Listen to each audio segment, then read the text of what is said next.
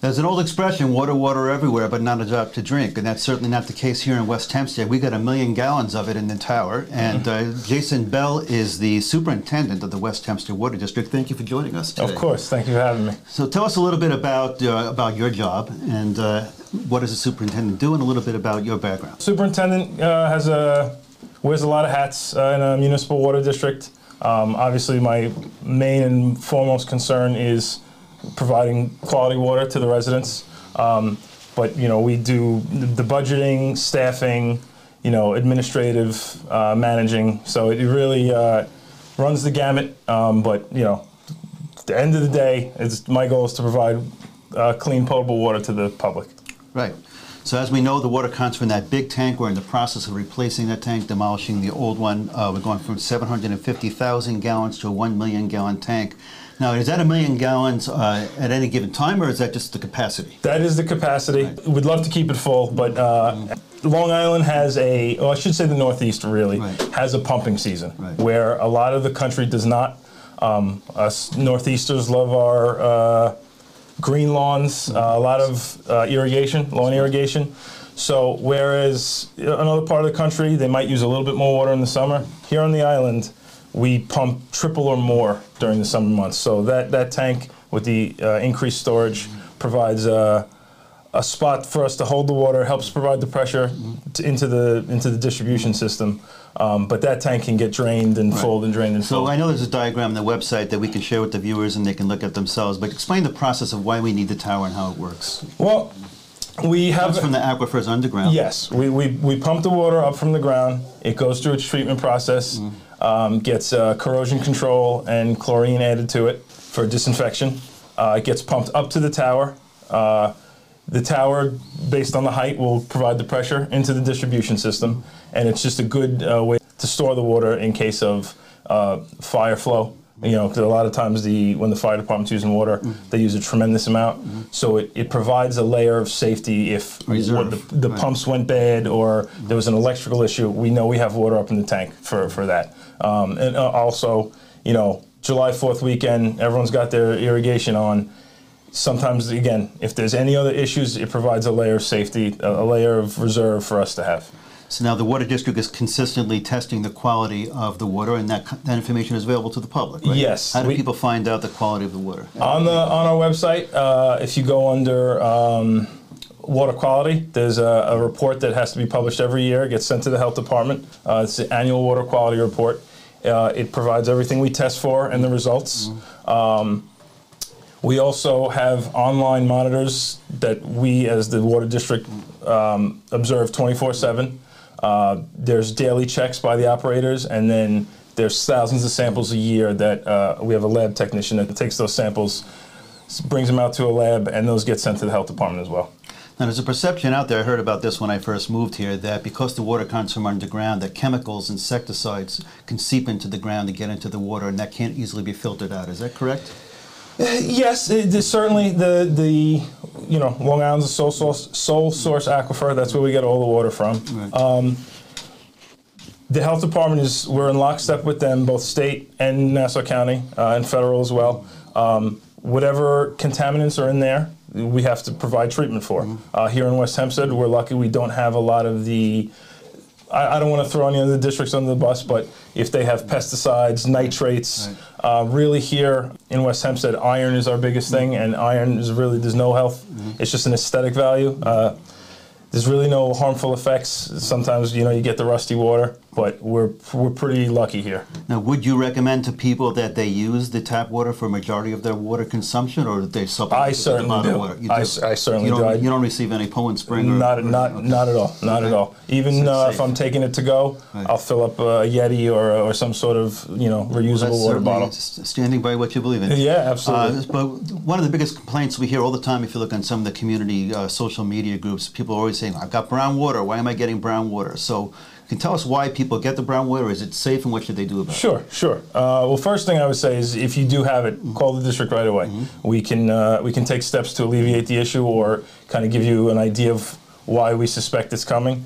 Like I said, south of Hempstead Turnpike, any aquifer, any well head that's pulling water is going to have a naturally occurring iron. It is safe. It's like iron in your vitamins. It's naturally occurring.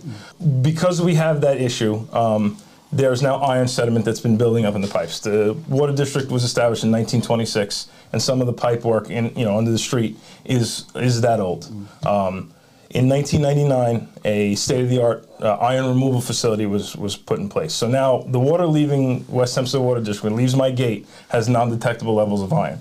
However, if there's any sort of disturbance in the distribution system, whether it be a water main break, if there's a fire and the fire department has to go on a hydrant, the street sweepers use our water to fill their tanks.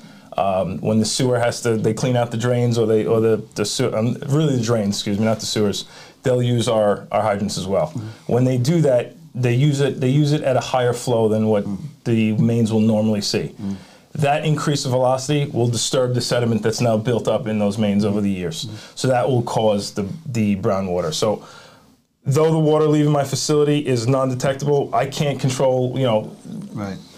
We'd like if they gave us a phone call every time they use the water, but obviously that's not that's not feasible in every condition, especially in case of a fire. So I would say to a resident to have that issue, call us right away. We'll come check a hydrant, make sure that there is no problem, there's no water main break or anything like that.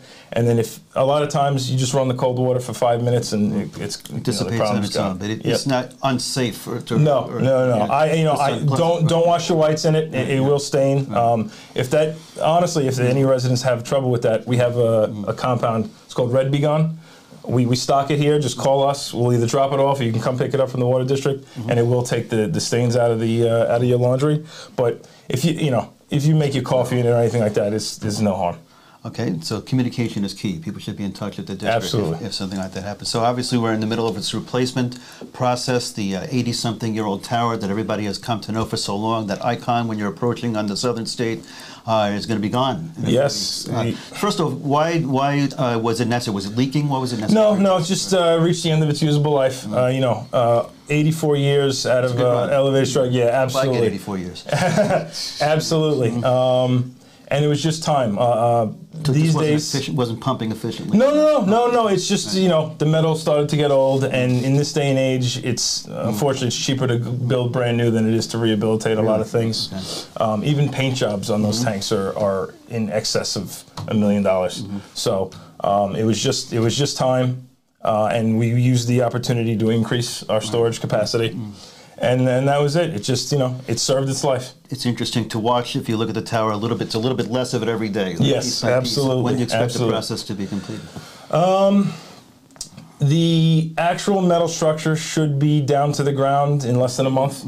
Then there are tremendously large cement pillars underneath the ground that held that up so sturdily over the decades. That will take a little bit longer, but the actual metal structure, you won't be able to see it. That's a lot of scrap metal. Fairly soon, yes. To be cashing in. So, Jason, this is David Kirshner. One of the things that we hear a lot about in social media locally is in regards to the water district versus American Water, and very, very specifically, those who are getting water from American Water, their bills seem to be substantially higher than those who are getting water from the water district. So can you maybe explain what's going on there? Sure, yeah, there's a very, very simple answer for that. The private water industries, which American Water, now Liberty Utilities, is a for-profit. It's a private company. They have shareholders, whereas we're, as a municipality, we're nonprofit. We get a tax base. So in your tax bill, you have water, sewer, so we receive some of that. So that allows us to keep the rates much lower. Another thing that you may have different, there's differing opinions on it, but when I purchase something, it's tax exempt because I'm a local government. The Liberty Utility, they pay tax on everything. So all those factors added up, they have to keep their rates high. They don't see a tax base. They have to pay tax on everything they purchase. They have to pay property tax. These are all things that we don't have to contend with. So their rates are obviously much, much higher to keep up with that. So is it different water, or is it the same I mean, water? we're pumping from the same aquifer. They may treat it slightly differently than we do, but it's not, they're independent districts, but 600 feet below the ground, we're pumping from the same spot. Is there interaction between American Water and the Water District, and what does that entail? No, actually, with American Water, though we're friendly with them as far as just a neighborly thing, we don't share any water. We don't have any interconnected pipes. No infrastructure. With some of the municipalities, Franklin Square Water, Village of Hempstead, Garden City, we have what are called interconnects. So there are pipes that connect our districts, and normally, under 99.9% of circumstances, those valves remain closed. They're there for in case of emergency. If there was a major main break, if there was some sort of contamination that any of the districts had, and knock on wood that never happens, we're able to supply water if we can't supply it from our home. Great. And it works both ways, if they need it from us and vice versa. So in the current age of inflation, the one bill that at least if you're in the Water District, not as worried about is actually opening up the water bill and seeing it, because it's, unless you have a pool, typically those numbers are under $100 and substantially under $100. Yes. In the future, are those prices going to remain stable? Are they going to be going up? Maybe they'll be going down. What are we looking at? As a professional in this industry for almost 2 decades now, I have an opinion that might not be popular. I think water's been too cheap for too long. You can live without a lot of things, you can't live without water. We're a victim of our own success. We pump almost unfailingly, almost 100% of the time. We're lucky that our treatment costs have been traditionally relatively low, but those days are changing. As the testing becomes more and more sensitive, they can get down to smaller and smaller quantities. They're picking up more and more stuff. And the regulators and the politicians will introduce, new regulations that we have to abide by. So sometimes, in certain cases, we have to add treatment. I'm sure you're all familiar with the 1,4-dioxane and the PFOA, PFOS that came out recently. Thankfully, we're pretty clear with that. We did put a AOP treatment plant up at our 7th Street facility to remove the levels of 1,4-dioxane that we do have. Again, West Hempstead residents in my district are very lucky, because there's districts that have spent $40 million plus on these treatment systems. So the bills will not be low forever, but we hope that we can keep them reasonable for the public. Great. And my last question, this new water tower, does it have an elevator, or do you still have to climb up the stairs? Well, okay, so the old tank was, I'll call an easy climb. You had the spiral staircase going around the outside, and it was pretty reasonable. You could do it in one shot. The new tank is a straight up ladder on the inside. Wow. So you have to use your muscles to climb that. It is much more tiring. Have you been to the top? I have. I have. I thankfully am not afraid of heights, no. But if you do once you're up there, and you get out, you see you're a little bit more exposed, and you'll. Well, we're certainly looking forward to you inviting us to bring a camera up to the top of the new tower. A couple of my colleagues are game for that, not for me. Jason Belle, Superintendent of the West Hempstead Water District. We did offer him a bottle of water. He said, "No way, I'm sticking with the tap." Thank you so much for joining us here at West Hempstead Echo. Thank you. Appreciate it. And this program has been sponsored by Tiffany Dry Cleaners. We pick up and deliver for you.